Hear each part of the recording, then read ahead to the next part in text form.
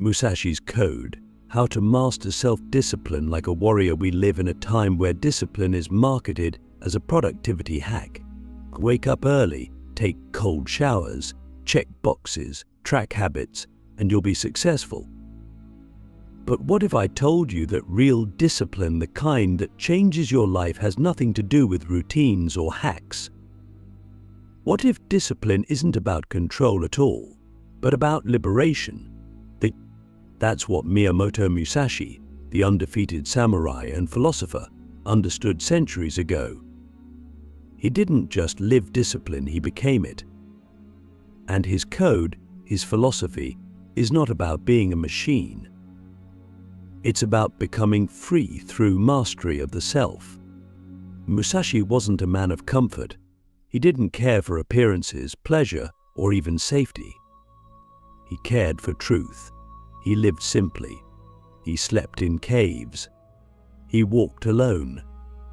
And yet, his name echoes through history not because he chased fame, but because he lived with a kind of mental clarity and spiritual fire that most of us only glimpse in our best moments. That's what this video is about. It's not about being a sword-wielding monk. It's about how to live with such intensity, such commitment to your inner code, that your life stops being reactive and starts becoming art. So let's begin with the first principle. You must stop negotiating with yourself. One of the most profound lines Musashi ever wrote in the Book of Five Rings is, "Do nothing which is of no use." Think about how radical this is. How much of what you do is truly useful, not in the sense of utility, but in the sense of alignment with your purpose, your deepest values? Every time you check your phone out of boredom, every time you say yes to something to avoid conflict, every time you delay the hard thing you know you should do, you are doing something that is of no use. And in doing so, you dilute your soul. Discipline isn't about punishment. It's about refusing to betray yourself. It's about becoming immune to distraction, not because you're forcing yourself, but because you've seen through the illusion. You've realized that chasing comfort leads to chaos. You've realized that every shortcut is a trap. You've realized that the path of mastery is narrow, steep, and lonely, but it leads to freedom. And that's what Musashi chose. Not because it was easy, but because it was true.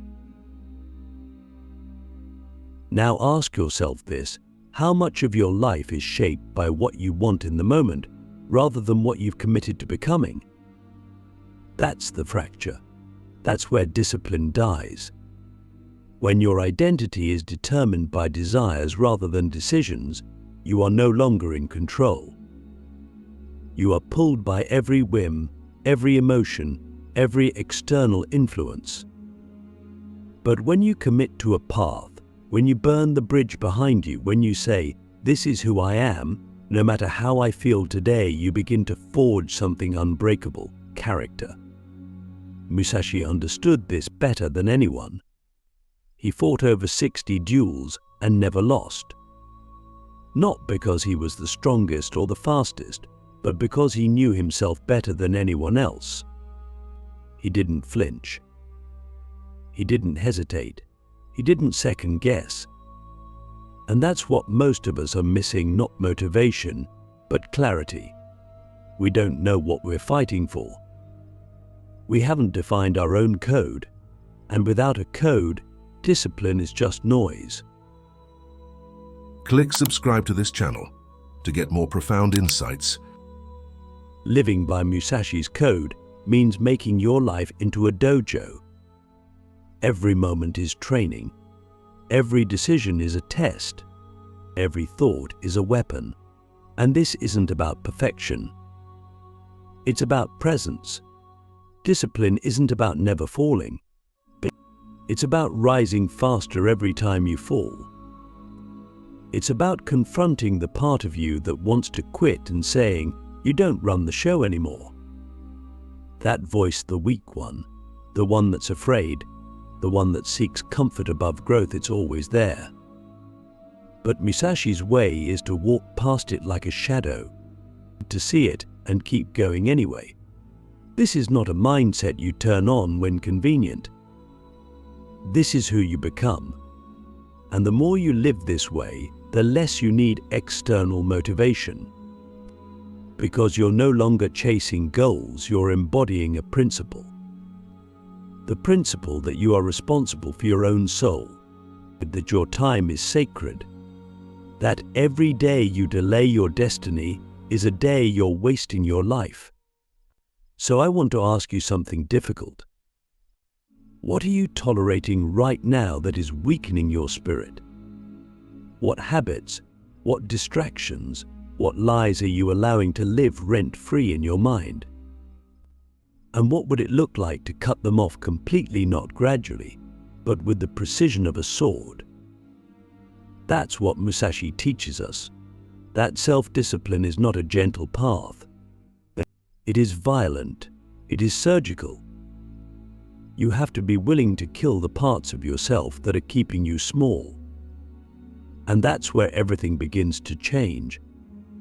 When you stop negotiating, when you stop indulging weakness, when you start treating your life as a battlefield where every moment counts, you begin to access a level of clarity and power that most people never even taste. You begin to live with intensity, with purpose, with peace. Not because life gets easier, but because you get stronger. This is the first step. Don't just admire Musashi from afar. Become someone worthy of his code. Burn the bridge. Why discipline begins where options end. Discipline doesn't thrive in environments full of options. It thrives in commitment. It grows in the soil of no return. That's why Musashi's life wasn't filled with fallback plans or exit strategies. He burned the bridge before he crossed it. He didn't keep one foot in the world of comfort just in case the warrior's path got too hard. He walked into the storm with both feet, knowing that if he turned back, he would never reach the clarity and freedom he was seeking.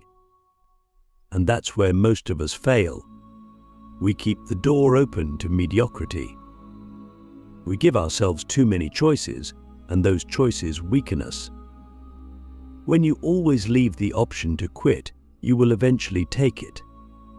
When you allow yourself to entertain alternatives to the life you say you want, those alternatives will become distractions. You can't become exceptional while still negotiating with the average version of yourself. You can't develop mastery while still keeping a mental safety net for failure.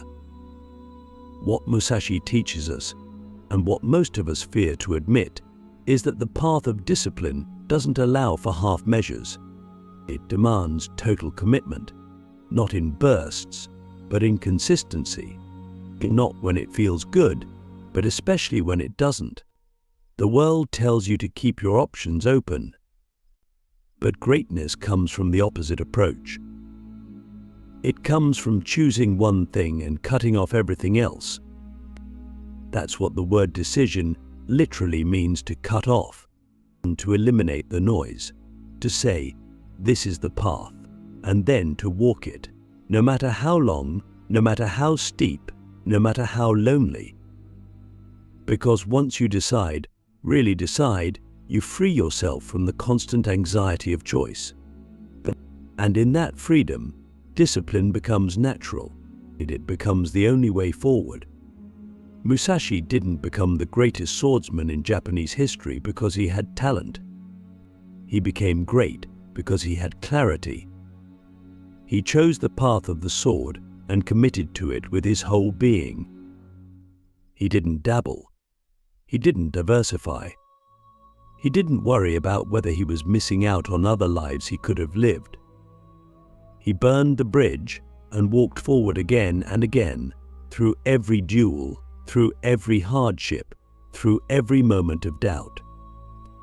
And that's what we must learn to do in our own lives, to stop trying to do everything and instead do the one thing that aligns with who we are at our core. But that's terrifying, isn't it? Because when you choose one thing, you have to let go of the illusion that you can have it all. You have to confront the fear that maybe you'll fail, maybe you'll regret, maybe you'll be wrong. But Musashi didn't see it that way. He believed that discipline wasn't about certainty, it was about presence. About being fully in the moment with what you've chosen without looking over your shoulder. That's what it means to master your life.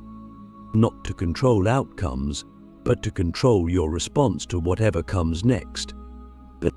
And that control is only possible when you've eliminated the mental clutter of indecision.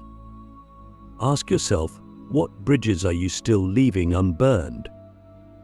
What excuses are you still holding on to in case this whole pursuit of greatness becomes too uncomfortable? Be honest. What's still giving you permission to quit when things get hard? Because until you cut those ties, your discipline will always be conditional. It will always be fragile. But once you remove the option to turn back, something inside you changes. You stop waiting for the right moment. You stop waiting for motivation. You simply do what must be done. And that is the beginning of real power. Musashi's code wasn't built on motivation, it was built on movement. He didn't wait to feel inspired. He acted. He trained. He studied. He lived each moment as if it were a strike in a duel, decisive, present, intentional. And that's a lesson we need now more than ever.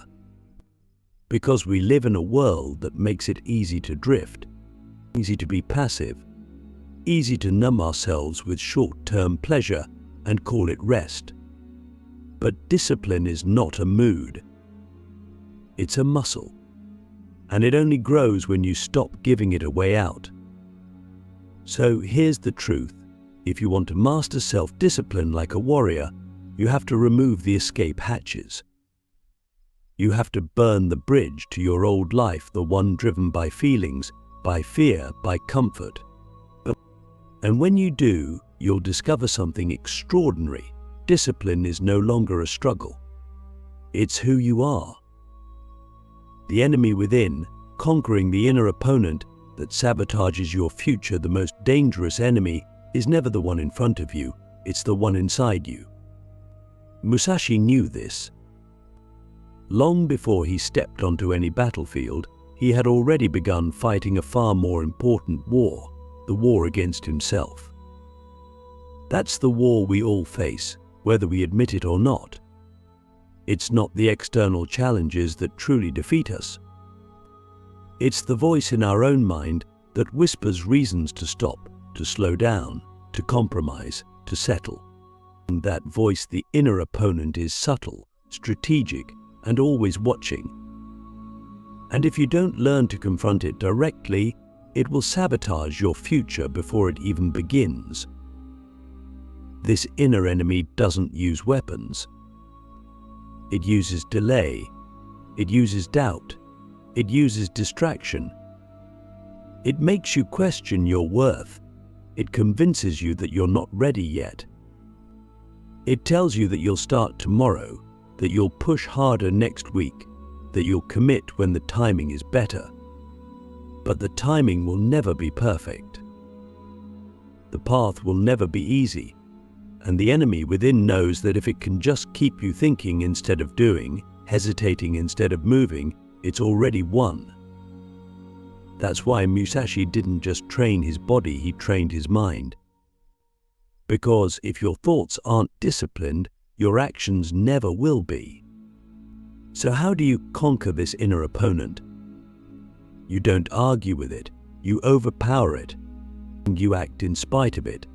You hear the doubt, and you do the thing anyway. You feel the fear, and you move forward regardless. Discipline isn't about eliminating weakness, it's about refusing to obey it. It's about building a new relationship with that voice, not trying to silence it with willpower, but starving it with action. Every time you show up when it says stay in bed, Every time you push forward when it says you've done enough. Every time you speak truth when it says stay silent, you weaken its grip. It never disappears, but it loses its power.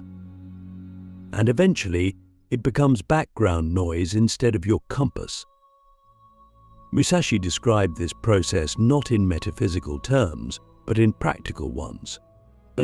He said, "Perceive that which cannot be seen with the eye." That's not poetry, it's strategy. He meant that the real battle is internal. The real opponent is not the other swordsman. It's your own ignorance, your own ego, your own craving for comfort.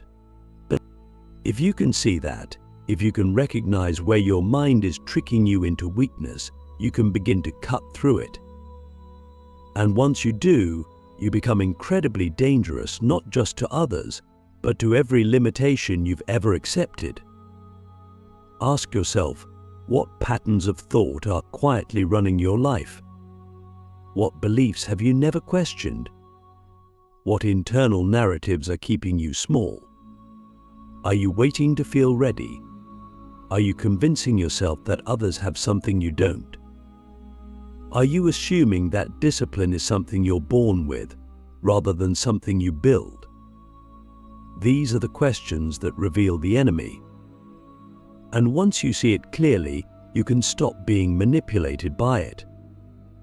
But here's the truth that most people don't want to hear: you will never fully defeat the inner opponent. Because it's part of you. It grows with you. It evolves. Every time you level up, it returns in a more sophisticated form. That's why discipline has to be a way of life, not a phase. You can't outgrow the need for mental vigilance. You can only deepen your commitment to facing yourself every day. That's the warrior's path, not a single victory, but a lifetime of inner battles fought with courage and clarity. Musashi didn't seek peace by escaping conflict, but he found peace by mastering it. And that's what we must do with our own minds. Not run from the doubt or try to erase the fear, but stand in it fully and move anyway. Because when you stop trying to be fearless and start becoming unshakable, the inner enemy loses its hold. And that's when you finally begin to shape a future that's truly yours. Live Ready to Die: How Mortality Sharpens Discipline and Destroys Excuses. Musashi lived every day as if death could arrive at any moment, not out of fear, but out of awareness. He understood something that most people spend their entire lives avoiding: that death is not a distant event, but a constant presence. It walks beside us, quietly, invisibly, reminding us that time is the only thing we cannot negotiate with. And this truth, when internalized, doesn't paralyze you, it sharpens you. It forces you to stop wasting hours on things that don't matter. It makes your actions precise, your decisions intentional, your discipline non-negotiable. Because when you live ready to die, you stop living like you have time to waste. Too many of us act as if we're immortal. We delay the hard conversations. We postpone the dream. We tell ourselves there will be a better time when we're less tired, when we're more confident, when life finally slows down. But life doesn't wait, and neither does death. So the only logical response to this truth is discipline. Not the rigid, forced kind, but the discipline that comes from clarity. When you realize your days are numbered, saying no to distractions becomes effortless. When you understand that every excuse is a thief of the life you were meant to live, you stop selling your future for comfort. Musashi didn't fear death because he faced it constantly. In every duel, he stood inches from the end, and that proximity to death gave him life. It gave him focus. It stripped away the unnecessary. And that's the paradox most people never grasp. When you accept death, you begin to live. Not in theory, not in abstraction, but in the raw, direct experience of presence. But when you realize that the next sunrise is not guaranteed, you begin to treat your time as sacred. You show up differently. You speak with more honesty. You train with more intensity. You love with more depth. That's what mortality gives you: urgency without panic, depth without distraction. But the modern mind is trained to avoid death at all costs. We bury it in entertainment, in ambition, in busyness. We act as if ignoring it will delay it. But Musashi teaches the opposite. He teaches us to use death as a mirror, to ask ourselves every day, if this were my last hour, would I be proud of how I'm living? That question isn't poetic, it's practical. It cuts through indecision. It eliminates the false urgency of things that don't matter. It brings your attention back to what is essential. So how do we apply this? By remembering that every excuse we give ourselves is a denial of death. Every time we say, "Not today," we are gambling with a tomorrow we may never get. And when we truly understand this, excuses start to look absurd. You don't need to feel like doing the work when you realize the work may be your last act. You don't need more motivation when you realize this day is your life in miniature. But discipline becomes natural when you're no longer trying to escape the reality of your finiteness. Musashi's way wasn't about chasing legacy, but it was about living a life that didn't require justification. A life that, if it ended today, would still be complete. That's what real discipline creates: not just achievement, but alignment. Not just productivity, but peace. Because when your actions match your values, when your time matches your truth, you don't need to prove anything. You can die without regret. So ask yourself the real question: if your time ran out today, would you be satisfied with how you showed up? Not with what you accomplished, but with who you became. That's the core of Musashi's code. Self-discipline is not about controlling life, it's about honoring it. It's about living so deliberately, so clearly, that nothing is wasted: not an hour, not a breath, not a single moment of this rare and temporary existence. And if you can do that, if you can live ready to die, you won't just master discipline, you'll master life.